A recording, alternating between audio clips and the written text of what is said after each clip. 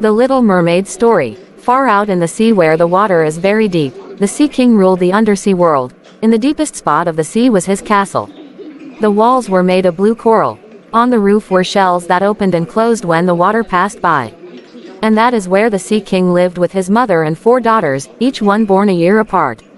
The youngest of the 4 princesses was the Little Mermaid. She spent much of her time swimming to ships that had fallen to the bottom of the sea. The ships held treasures from the world above. She would fill her arms and set up her collection here and there. All the while she would sing. As she did, fish circled around to hear her. For the Little Mermaid's voice was the most beautiful one under the sea. The girls knew that when they turned 15, they could swim up to the surface for the first time. It would be a long time that the Little Mermaid had to wait, as she was the youngest. So she made her grandmother tell her all about life up on land.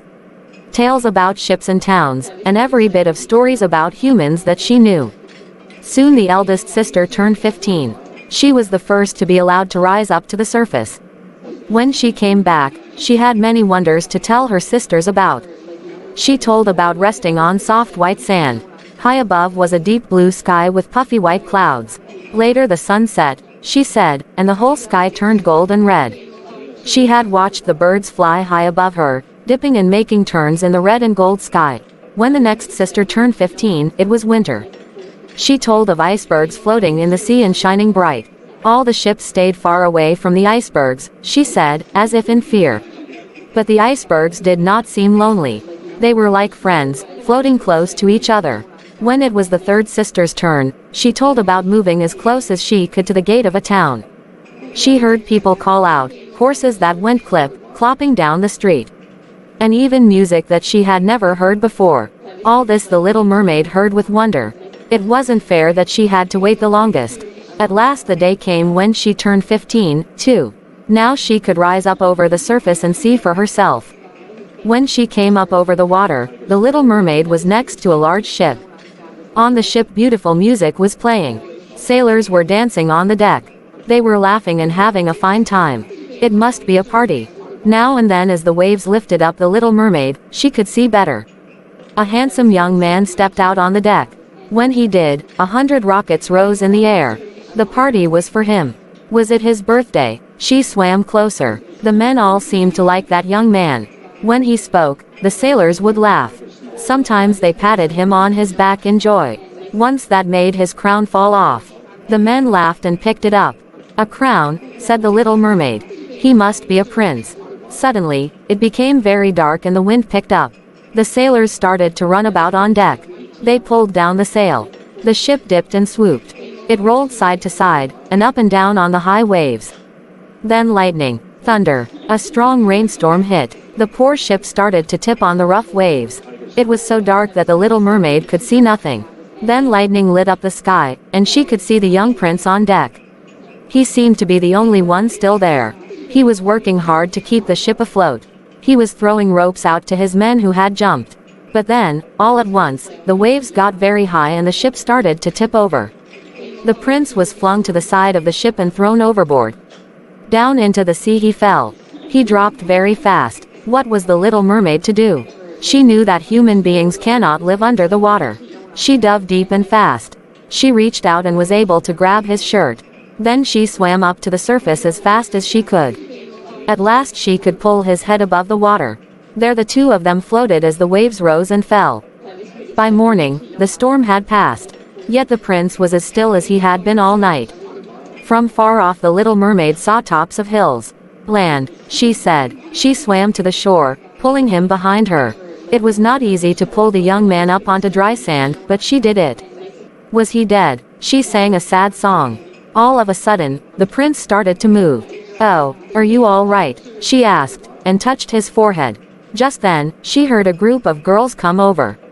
At once, she dove into the sea and hid behind a rock. They must not see her, a mermaid. The girls found the prince, who was now awake. They called for help and soon he was led off.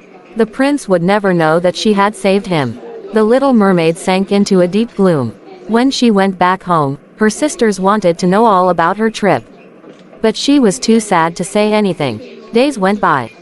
Then weeks. The sisters went to their grandmother for help. The old woman went to her granddaughter. "Child, what is the matter?" she said. The little mermaid cried out, "Grandmother, I will never be happy again." She told about meeting the prince and saving him, then having to leave him behind. "Unless I can somehow walk on land and be with that young man, I will be sad for the rest of my days." "My dear," said the grandmother, "you know as well as I do that it is not possible for a mermaid to walk on two legs.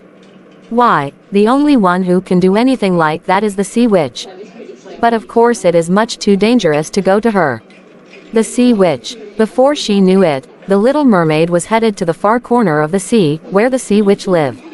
"This is no problem," said the sea witch when the little mermaid told her what she needed.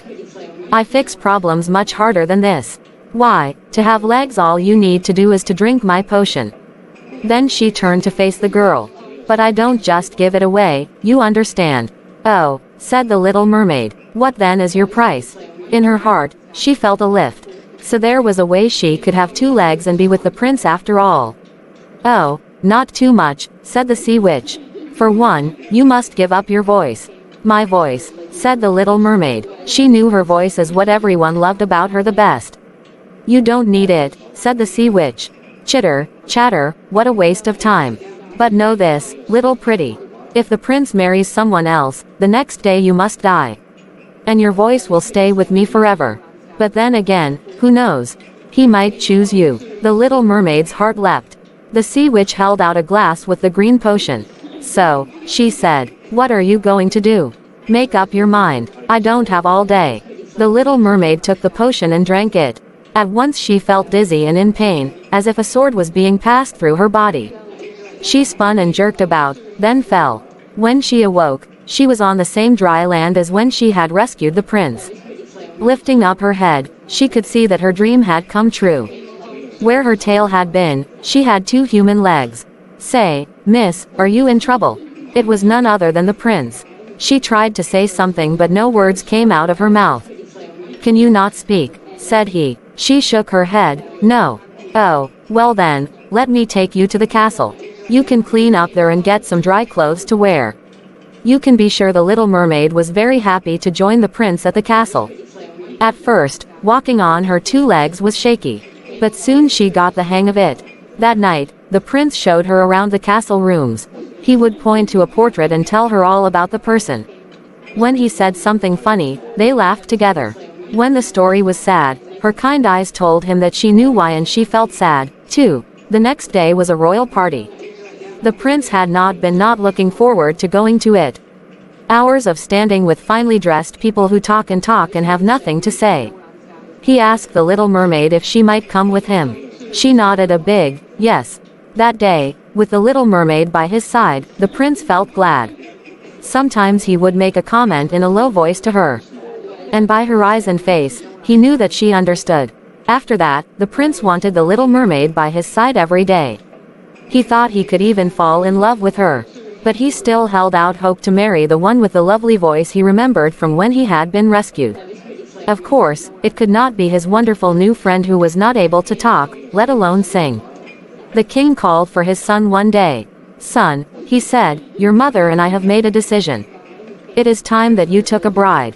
Lucky for you that we already picked one out for you." "What?" said the prince. He only wanted to marry the woman with the beautiful voice that he remembered. "Who is she?" "A princess from a nearby land. Tonight she is coming with her parents. We will make the wedding plans." The prince was crushed, and the little mermaid felt fear. She knew what would happen to her the day after the prince married someone else. That night her troubles got even worse. What the little mermaid did not know was that the sea witch had put her voice into this princess. She was a stuck-up princess who thought only of herself. Yet when she spoke, it was the little mermaid's voice that came out. The prince was stunned. He asked the princess to sing. It was the little mermaid's voice that filled the room. The prince could not believe his luck. At last, he could marry the woman he had longed for all this time. When he shared his joy with the little mermaid, she tried to show that she was happy for him. But gloom filled her heart.